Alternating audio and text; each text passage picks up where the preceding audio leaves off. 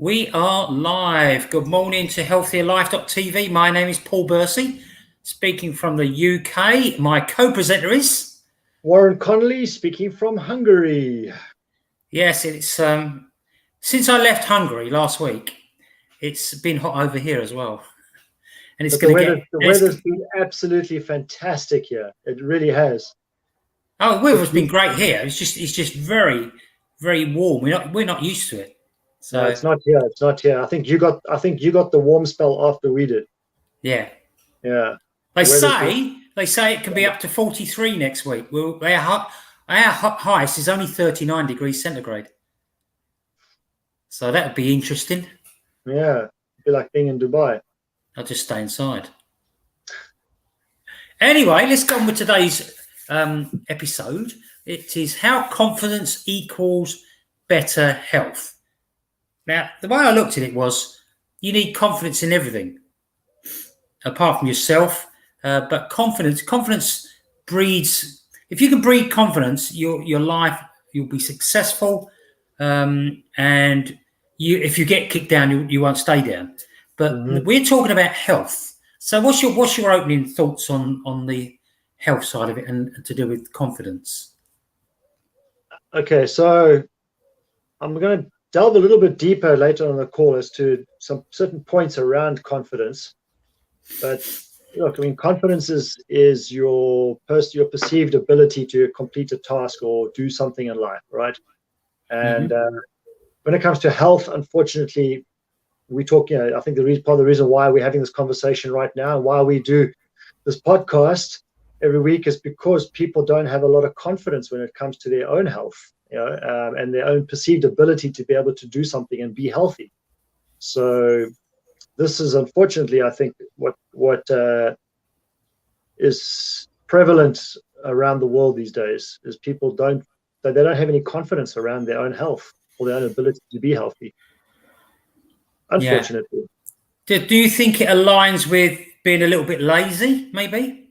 Sure, of course. Lazy, apathy, which is even further down the scale of laziness, is apathetic. Yeah. You can be lazy, but you desire to do better for yourself and be healthier, but you're lazy in your habits or in your actions. Then you get apathy or apathetic. Being apathetic is you're lazy and you just don't give a damn. Yeah. Look, I think we've all been there of some sort, and I'd say we're a bit fortunate, but we look at health, we practice health, we feel healthy. It's it takes time. There's no doubt about it. Look, the ability to feel confident about your health will play an extremely important role in your overall well-being. It's one piece of the jigsaw. Piece of the jigsaw, but it's also in the same breath. Yeah, an umbrella. I think your health. It's one of the few aspects of our life where confidence and health marry each other. They both work for the other. You understand? Yeah. So, for example, like if you're more of a naturally confident individual, but your health is not particularly good, but you put your mind to it, that confidence will help you to become healthier, more so than somebody who's lacking confidence in all areas of their life. And in the same breath, very often when people don't have confidence, but they actually do something about their health, there has a knock-on effect once again, in terms of increasing and improving their confidence levels in other areas of their life. Yeah. Whereas I think if you were confident in, let's say, for example, business, that doesn't necessarily translate into one day being confident with your health. No, I mean, it is confidence. Confidence is covers everything. But what we're relating to, and if you're a confident type of person, the one thing you do have to be aware of is that when you fall down further. If you're a confident person and your confidence drains away, you've got a longer drop, right, below you. If you're an unconfident person, someone who doesn't expect very much of life, it's going to be further down, but it may be a little bit bumpy, but it's not going to change too much. So that's one thing you've got to be aware of. If you take the UK, when people think of healthcare, they think of the National Health Service. They think of someone else helping them. This is not what we're really talking about here. What we're talking about is you taking personal responsibility and being accountable for your own health. Yeah, you don't want to be confident that the NHS is going to take care of you. No. They're a last resort, as far as I'm concerned. Yeah. You want to be confident that you're going to take care of you. Yeah, absolutely. I mean, the classic thing is when you go to, in the UK, when you go to a doctor's waiting room, not so much now because they don't let you in, but before when you look round, you get quite sort of accusatory and just say, "What are you doing here?" Well, you look at you, there's nothing wrong with you. Well, you don't really know, obviously, but there are some people that are really should not be there. Because I've got a couple of autoimmune diseases. And to be fair, there's nothing a doctor can tell me at an appointment.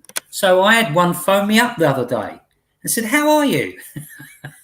We had a really good conversation that lasted about less than 5 minutes.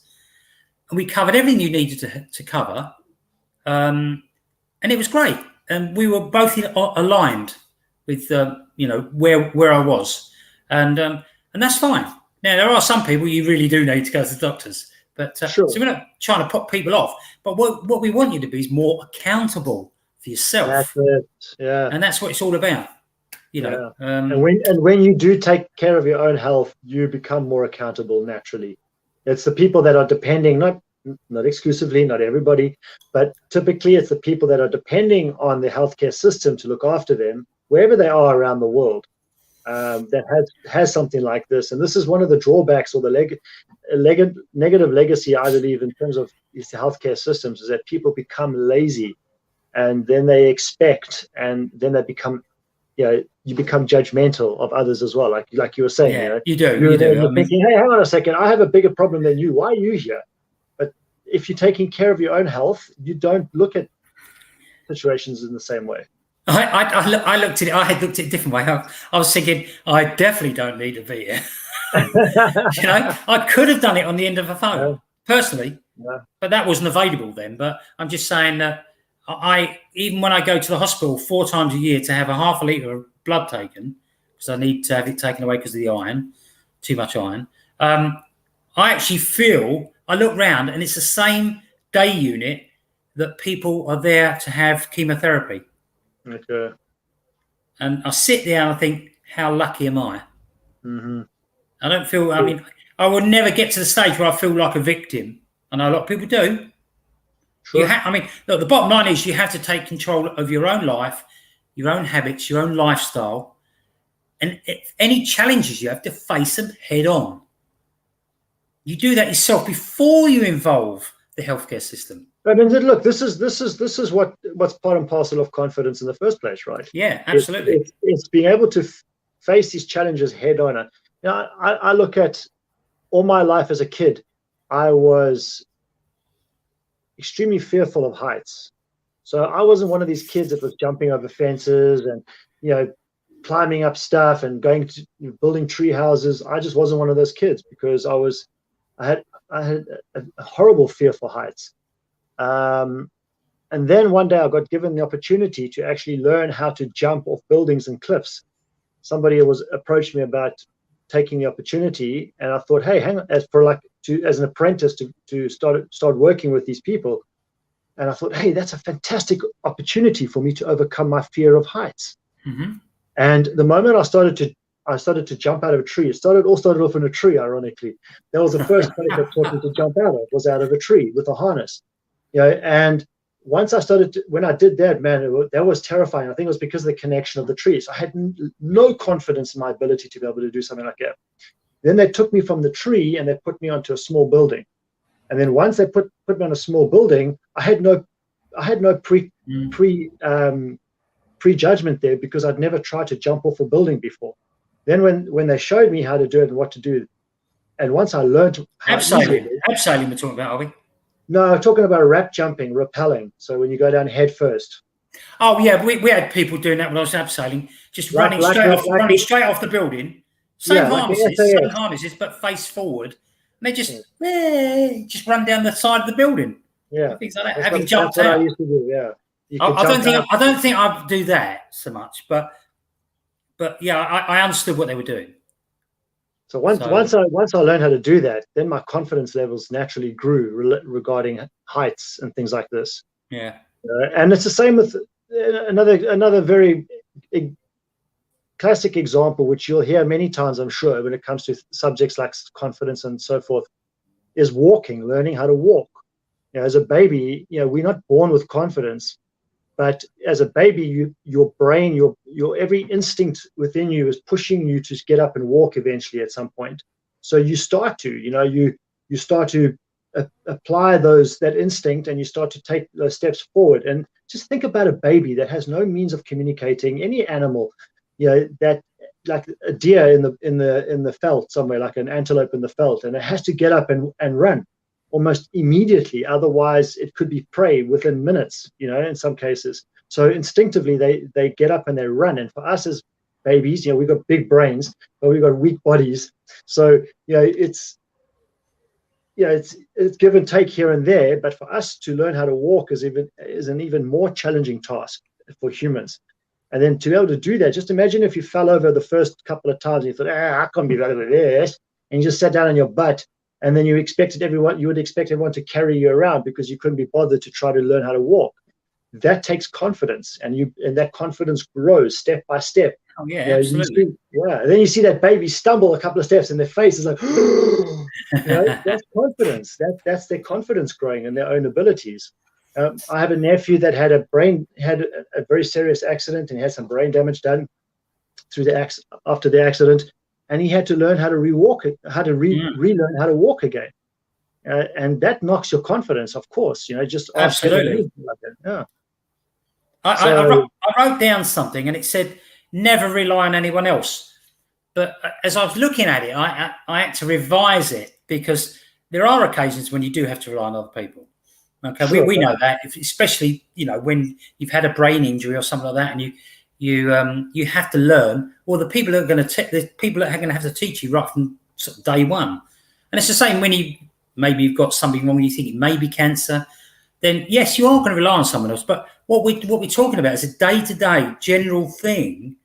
Whereas if you do the right things, generally speaking, you're going to be okay.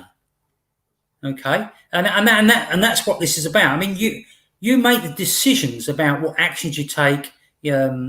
What choices you make, and as you do more and more, it's like having breakfast in the morning. Now you might delay it a little while due to other reasons like fasting, but when you do decide to eat, you take a look. Let's say you had a breakfast cereal, so you bought one of these ones from Kellogg's, and I'm not knocking Kellogg's, and the cornflakes. Okay, you had that. It's fortified and processed tremendously.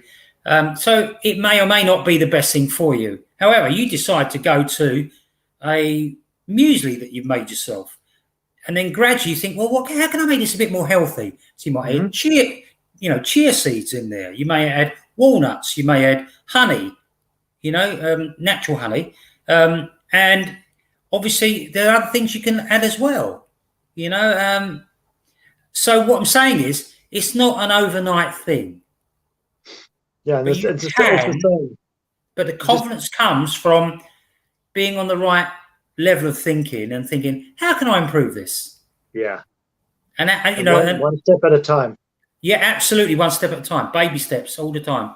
The thing is, when you're confident in anything, you tend to make decisions that are good for you and your health.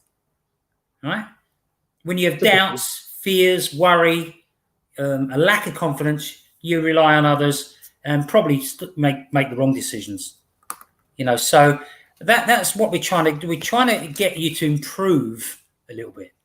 All right. And so in the end, all your mates are saying, "Oh, you're really healthy. I don't want to spend time around you." as a joke, because a lot of my friends do.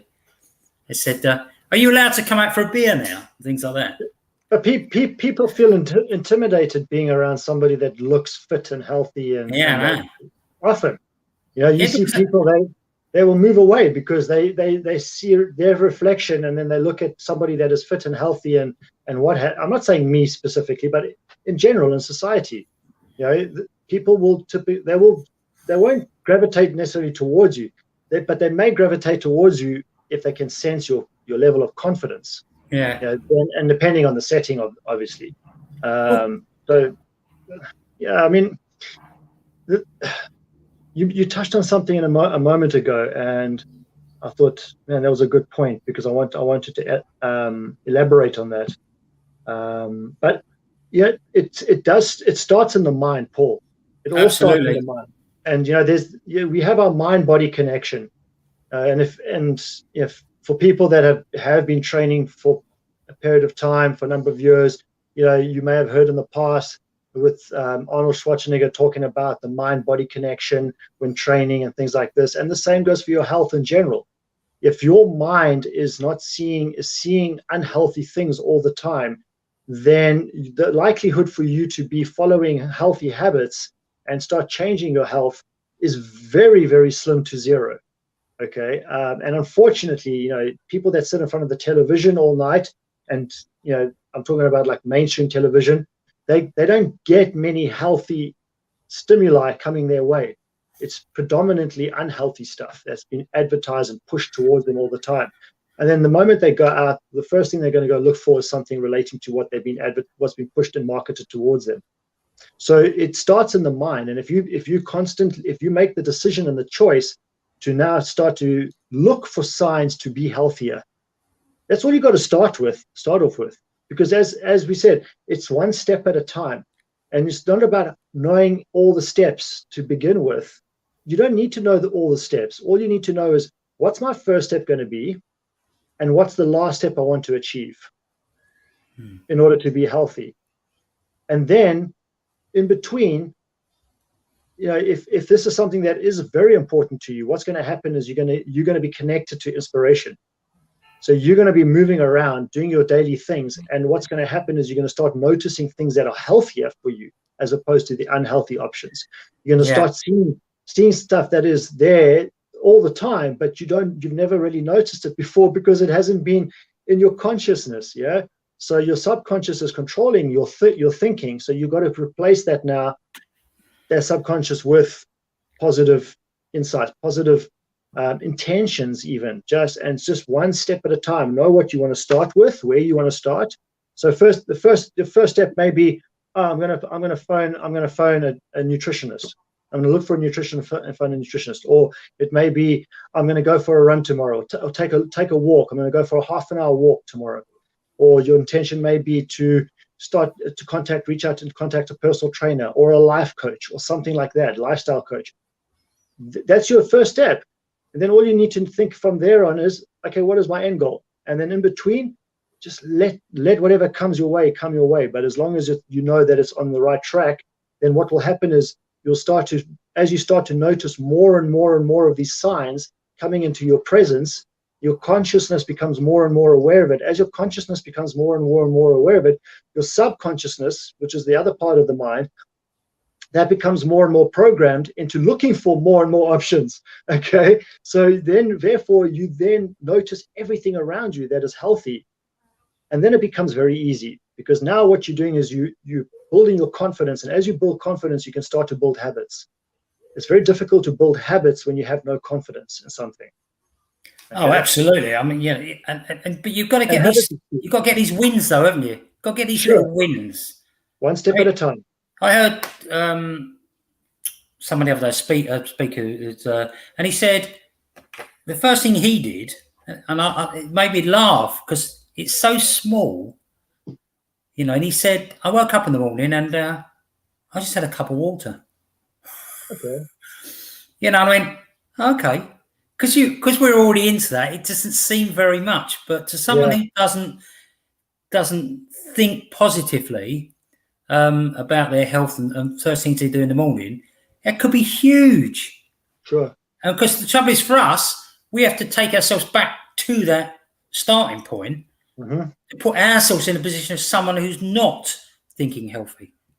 Well, I'll give you another example. It's a life example, but not common. If you take, like, I heard this from Bob Proctor, if you take a tightrope walker in the circus, yeah. Now we talk about walking. I gave the example of walking earlier on. You take a tightrope walker or a trapeze artist, and they walking across that tightrope. Everybody that's paid to see them do that is like in awe. Oh, but for them, it's like they could do it with their eyes closed and still do the same thing. Again, it's what seems natural for us is very unnatural for many people. What seems natural for the tightrope walker is awe-inspiring to the people that pay to go see that person. So having a glass of water is a huge step, because I would probably say, except for maybe the older generations where that used to be a habitual thing, from certain, in your 70s and 80s above, people did practice that every day. They'd wake up in the morning and have a glass of water, because coffee wasn't readily available in those days, so it was a glass of water. But to them, that may not be surprising, to you and I. So for the vast majority, unfortunately, I think it is not a common practice to have a glass of water first thing in the morning. Do that for a week, and you'll start to notice some changes there. And that will build your confidence, just that one step. Yeah, absolutely. Look, if you're confident, you're more likely to look after yourself. It's that simple. And it just means starting from the beginning, being a little bit active, changing a few little habits, and then maybe choosing a few healthier foods. And it's not going, as I say, it's not going to happen overnight. We've already said that.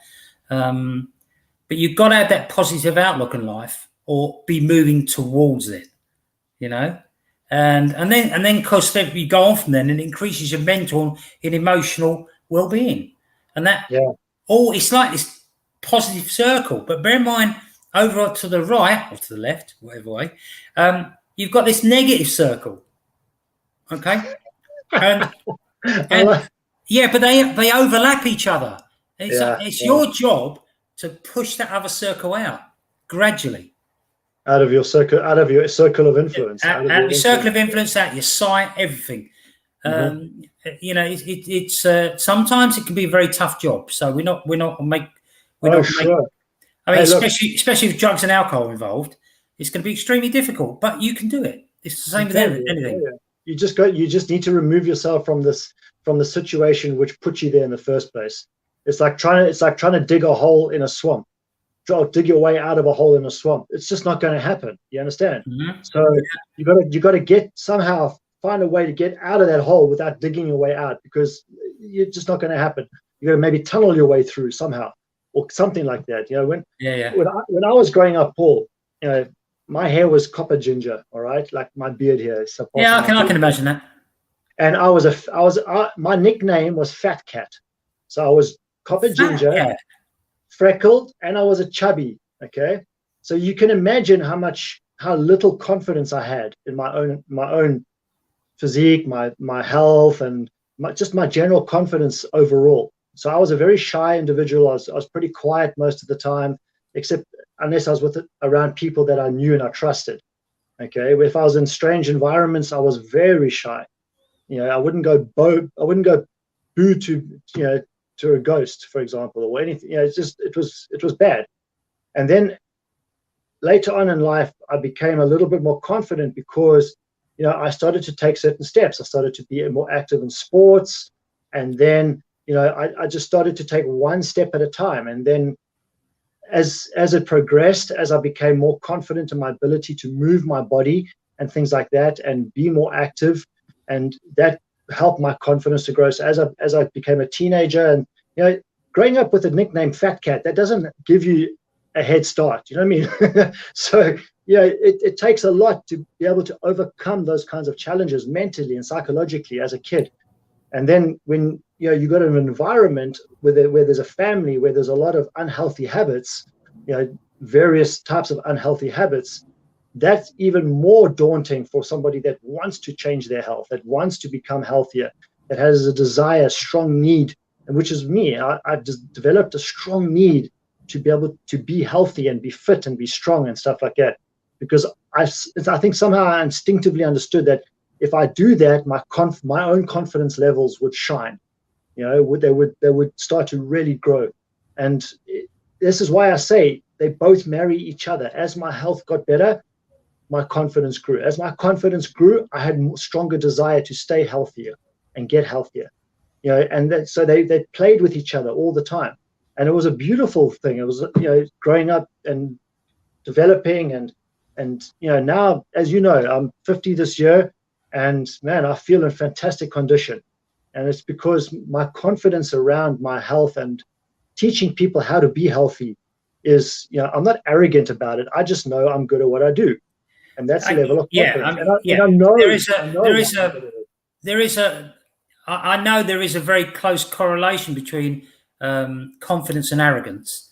And obviously arrogance is the far end of confidence. So anyone confident, you've got to make sure you don't go overboard about it. But confidence is just a good feeling. I know I can do it. I know I can do it. I'm going to do it. Not a problem. And generally speaking, look, we all suffer little things about confidence, during each week and things like that. But because you're generally confident, you overcome it. Now, when you're not confident, what happens is every little thing that happens is an attack on your confidence. Yeah, it's a ripple effect. Right? And as I said to you before, right at the start, if your confidence is high, you've got further to fall when it drops. And there was a period in my life where my confidence actually deserted me. And I still don't know to this day the reason why. I have no idea. So I had to start all over again. And I was the type of person that used to go, when you go on these, let's say you go to Mexico on one of these, what do you call it, all-inclusive holidays. And you get up in the morning and this smorgasbord, this blooming buffet to end all buffets, and you go, it's like walking in going, that's all mine. It's like, and that's what I used to be like. Now I go in and say, well, the melon's all mine. But this is also something which I teach people as well, is how to, for me, and it's not because I'm already in good shape, but because I don't care anymore. Because I care enough about my own health that I don't care that if I walk into a buffet room and there's all this amazing food, I'm going to have some of it. I'm not going to worry about and be tense with myself about not denying myself the pleasure of eating something that is staring me in the face and just saying, "Come, take me." If it's there, I want to eat it. I can't deny myself all the time. I'm a human being. No, and I can attest. Having stayed with you in your house, I can attest to the fact that is extremely healthy. But one day it made me laugh because I see him chewing on a Snickers bar. I was just thinking to myself, when was the last time you had a Snickers bar? And I've got to put it probably months before. Yeah, months. Yeah. That's the first time I've had a Snickers bar in maybe 2 months. It's so funny. But it brings things down to to the level where you can have the odd cheat. It's okay. It's all right. We're talking about the other 98% maybe of your health life, or you want to call it that. So, but it's about being assertive with yourself, really, and knowing the benefits of or the non-benefits of something. And it takes time to build that armor up, because this is what you've got on you most of the time. You've got this armor because you built it piece by piece. And what people don't realize is that a lot of people don't have this armor. So they get offered a cream cake or a donut. They're definitely going to have it. Yeah. I don't get offered very often. So when I do, I eat it. Right. That's just me. And it's not, but it doesn't happen very often, and as I say, it's like if when I go to meet a client of mine in a restaurant, in the morning for breakfast, I always have breakfast before I go, because I don't I don't really want to be eating. I mean, it's restaurant food is okay, it's nice, but I have my certain things that what I eat for breakfast, right? Mhm. But one thing that I don't have at home very often, because if I'm going to go to the restaurant to have breakfast, I'm probably going to have bacon and eggs and stuff like that. But that's something that I buy, okay, for myself at home. Mhm. But one thing I don't buy is hot chocolate. So when I go to the restaurant, I'll order hot chocolate because that's not something I typically have at home. Why don't I have it at home? Because I know that if I have hot chocolate at home, I'm going to be drinking hot chocolate every day. And that's not particularly good for me, So I don't have it. And when I go to a restaurant and I meet up with a client, I just have hot chocolate because that's a treat for me as well. But again, that takes confidence to have that because I have that armor, I have that protection, that knowing that I need to say no, but I don't have to say no all the time. Yeah. And I'm confident enough to know that if I say yes today, tomorrow I'm going to do what's required in order for me to compensate for what I said yes for today. Mm-hmm. And that may be a slightly harder workout, that's possible, or just more discipline with my eating. So yeah. So there's a difference. Sorry, you mentioned ego, Paul, about confidence, and I've mentioned about it's not ego. It's like there's confidence and ego and like being conceited. And sometimes when somebody appears to have confidence, but they just feel good about themselves without knowing why, and that's kind of conceited. Yeah. They say I can do something really well, but they don't know why they can. But confidence is knowing you can do something with confidence. Knowing why you can do it and how. Yeah, I mean, look, and I mentioned it before, but you go back to little anchors in your life where at age 10, 9, 10, I loved football, but I wasn't very good at it. So I spent the next 2 years, and I'm talking about 2 years now, every night on football skills, and after 2 years, I went out on a professional trial, and that's going from zero to a really good level. And, but I earned that. I earned it. It wasn't being, it was nothing to do with ego. I knew that I did the work. So if it had been a paid thing, something paid, then I would have said I deserved every penny of that. Because I learnt the skill, practiced for 2 years. And most of everything that I've done, that I've had to practice for 2 years to get good at something. And there was only one other occasion that was a cross country. I'm not going to go into it. When I made the expectation I was going to win, when I made the decision 3 to 4 months beforehand that I'd won it. It was done, and it worked. It worked. But having made that decision, having the expectation, knowing I was going to win it, I then had to make sure I won it. So because I had to work extremely hard to do it. That's the whole point, right? You don't want to seem like a fraud. Even if it's in your own mind. So you're going to make sure you do it. And this is why, when you become accountable to what it is that you've set out to do, you're going to share that with somebody else, and you're going to say to somebody, look, I'm going to be there in 6 months' time or a year's time, and I'm going to do this. And then you want to make sure that you're going to do it, because otherwise you just let yourself down. You're not letting the other person down, but to the other person, you don't seem as genuine or as motivated as you say that you are, and therefore you look more like a fraud than somebody who's. That's right. We all talk a good game. Oh yeah, it's very easy. There've been other things where I've been exactly the same. I didn't enter into this expectation thing. I didn't have as confident as I was, and ended up with nothing. And the reason being was you didn't start from the right place. You didn't do the practice. You didn't work on the skills, and you ended up with, the feelings and emotions you started with just remained that. Okay. Right? They're great feelings and emotions, but they're on their own. They're worthless. Yeah. Right? You've got to back it up. They're not enough on their own. Sure. So the work's got to be done, and that's what people don't seem to realise. And whether it's working on yourself or working on a job or a skill or doing an exam, you've got to make the decision right at the beginning. That's what you're going to do, and that's what I'm going to be successful at. And it just becomes a natural calls really after that, because you're doing the right things, and health is no different. Why is it that most people are not healthy? I'll let people think about that. We don't have to answer it. I think you know. Mm-hmm. Mm-hmm. Yeah. No. Do we get it 100% right? No, of course you don't. No.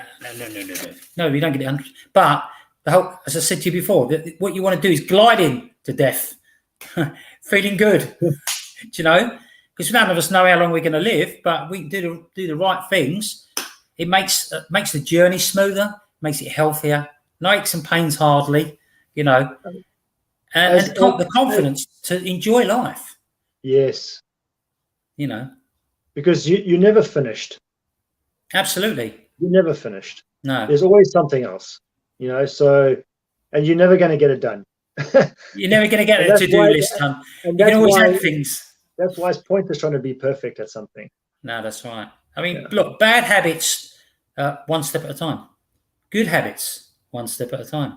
Sure. Baby steps, just make sure you're going in the right direction. Which is going to lead you to be a happier, more fulfilled individual. Yeah. The good habits. One quality brick at a time. Mm-hmm. One quality habit at a time. That's it. And keep chipping away. I mean, there's no other way of doing it. All I would say is that there are studies where people who exhibit self-confidence are generally healthier and tend to live longer. That should give you a clue. What else are they doing? Well, we do that all the time. And you want to have a positive mind, a healthy body, and you've got to sort your soul and spirit out as well. But it all becomes this complete thing. I don't want to make it too complicated, because it's actually not. It is very simple to do if you chip away at it every day. Do we get it 100% right? Of course, we're not going to. We're going to have our down days. We're going to have where we feel a bit, little bit depressed, maybe. I don't know, but it's rare. That's the difference. And if it happens, we are able to identify with it. Yes. And then get through that. And this is also where confidence helps, because life is going to throw curveballs at you, and you are going to get knocked down, like you said. So when you've got the confidence and you're healthier enough to be able to deal with that, because somebody that's unhealthy, that is lethargic, that is sleepy all the time, that has a foggy brain, that has some ailment here and there on a regular, consistent basis, they're not going to be able to deal with challenges in the same way that somebody that is healthy, and clear of mind, has cognitive abilities that are much younger than their age, probably, and things like that. Because this is one of the knock-on effects of being healthy, is that cognitively you're able to keep up with things. You're able to adapt to life as life adapts, and life is adapting a lot these days, a lot faster than people actually come to realize. People don't want to see that life is a lot of people have been left behind. That's all I'll say. Yeah, man. And if you're healthy in life, if you're healthy and rich in life, you're going to be able to adapt to these changes a lot easier than those people that are not, and that are on the opposite scale of the spectrum of health. They're not going to be able to cope. They're not going to have the energy or the stamina or the power to be able to step up and make those changes that are going to be required in their life for themselves, their families, whoever.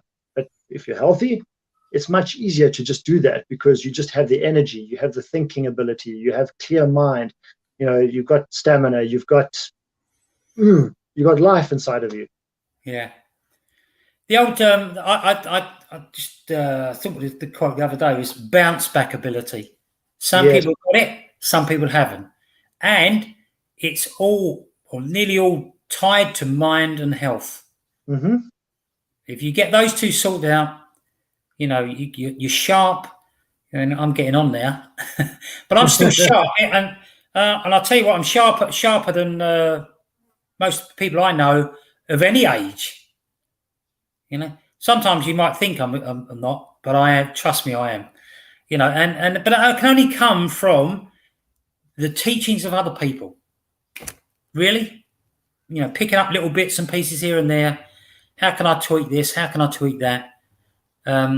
some things I have to work on sometimes is things like smiling, you know, because if I start thinking too much, I don't stop smiling. I really do, because I've had it pointed out to me quite a few times. So, but you have to come to terms with negative thoughts, and it's all part and parcel of it.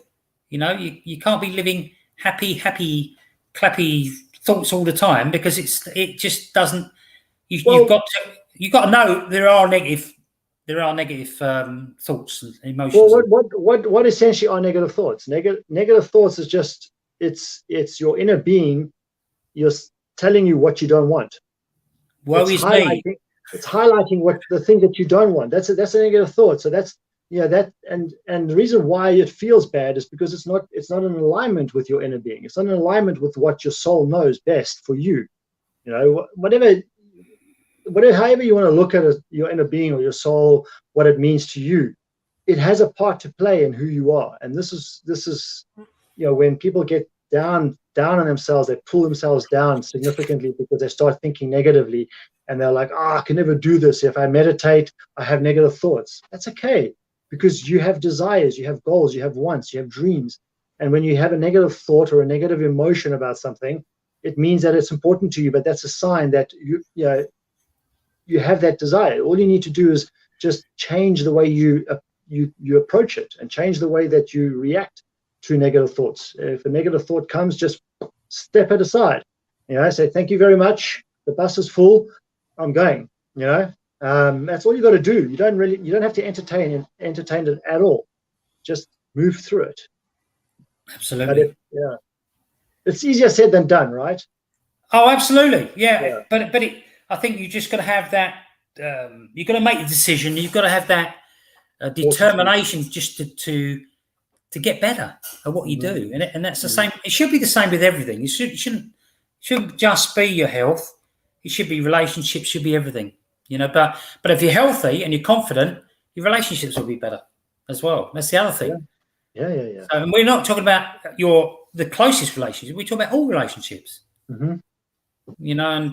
And you got to roll with the punches a little bit. You're going to get punched occasionally. I did when I was boxing.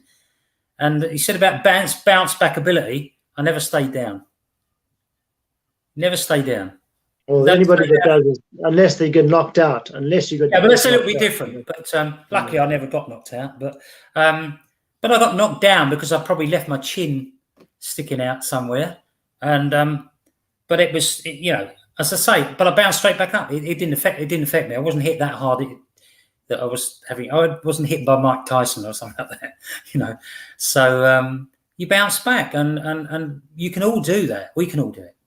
So I think we're about done. Unless you want to say anything else, Sir Warren. Yeah, I want to just run through some points here about what confidence is. So just listen to each point in its isolation, and then hopefully it will resonate with you, and it'll give you some further insights into just dealing with your own confidence levels and how that relates to your health, and your health and your confidence in your own health and your confidence overall. And let what I'm about to read out to you just play a part in helping you to become better at it and more efficient and more powerful for yourself. So one thing that I learned is, if you want to experience all-encompassing confidence, then you need to look to your inner being. You need to look within yourself in order to identify who you are and how that confidence in your life is portrayed at what levels, and then be able to make it better for yourself, make those changes for yourself. So to create all-encompassing confidence is about looking to your inner being. Now, this is what it means. Confidence is a feeling that, by the way, I got this also from Bob Proctor. Okay. It was ironic that this morning I got into the car and I have an audio in my car on Bob Proctor and different aspects of life, confidence, persistence, goals, things like this. And this morning I turned on the car and it was confidence. All right. So I thought, okay, I'm going to listen to what he has to say about this again, because I listened to it on repeat. So I've made notes of these. Confidence is a feeling that is created when the soul and the spirit connect.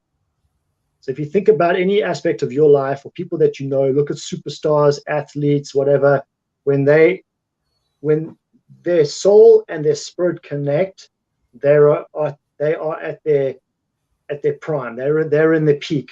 All right. When you feel confident, you are in harmony with the universe. Confidence gives you strength with style. I like that. Confidence gives you strength with style. When you are confident, you know, and you know that you know. Plus, you know why you know. Confidence generates a non-physical aura which captures the conscious attention of everyone in your presence. Confidence sets up a vibration which causes others to trust your ability. Everyone has confidence. You may not have it where you want it or when you want it, but you've got it. So everyone has confidence. As a baby, you're not born with it, but as we grow through life, we develop confidence to do all kinds of things. So sometimes you just need to find the examples of areas of your life where you have supreme confidence. Okay.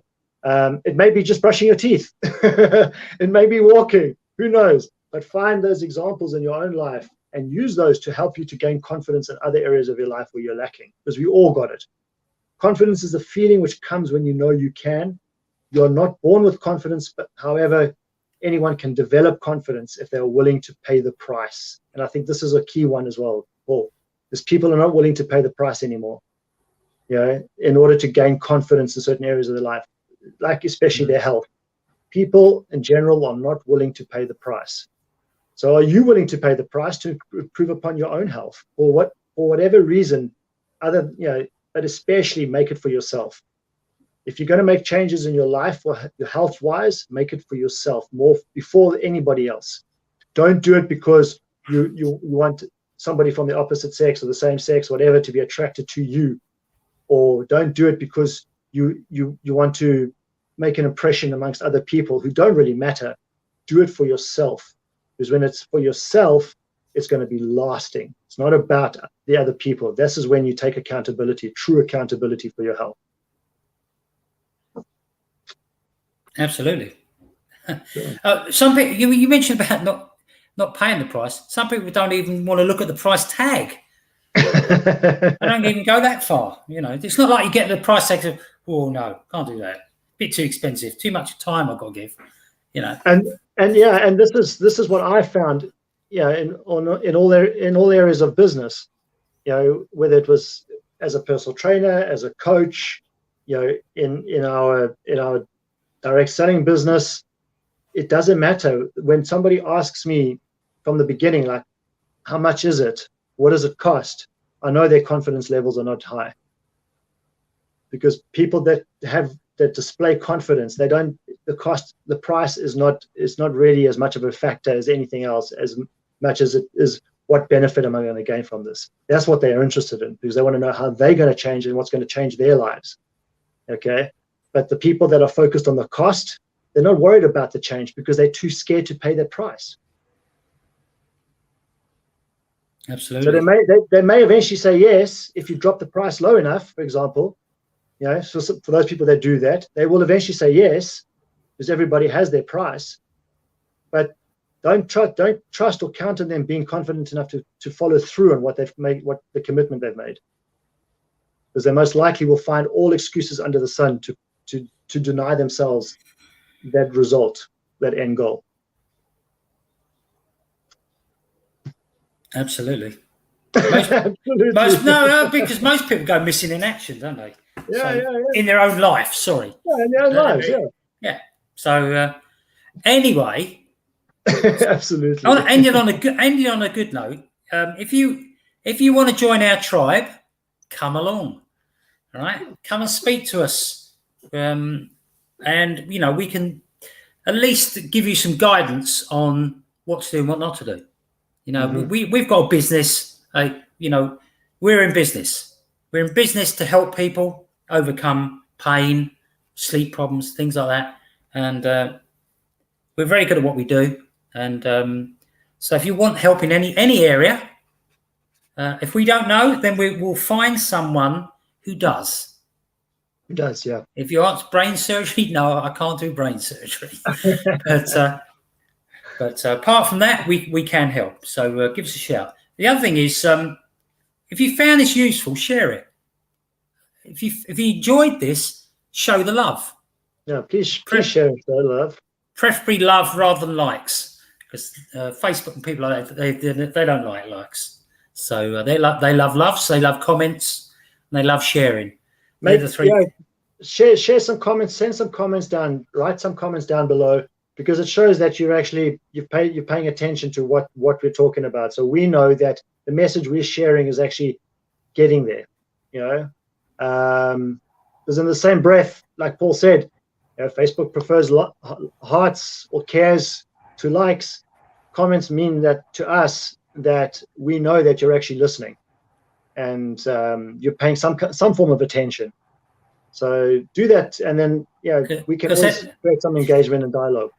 Because if Facebook are sussed onto people like me, my old self, I just see everything in the morning. I go through and I go like. If I'm my friends and things like that, I just like them. But if I spend time with it and listened or looked properly, then they were better ones. They were like, I care, or I love it, or and you don't put love on everything if you haven't heard it or seen it. So that's the other thing as well. Not. So, no. Anyway, then you're being disingenuous. Yeah, that's right. And we've all done it.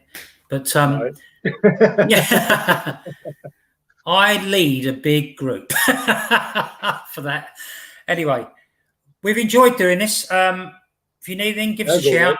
And we're going to call it a day now. And we'll see you next week on healthylife.tv. Until then, have a fantastic remainder to your week and stay healthy and stay strong. Absolutely. See you later. Cheers.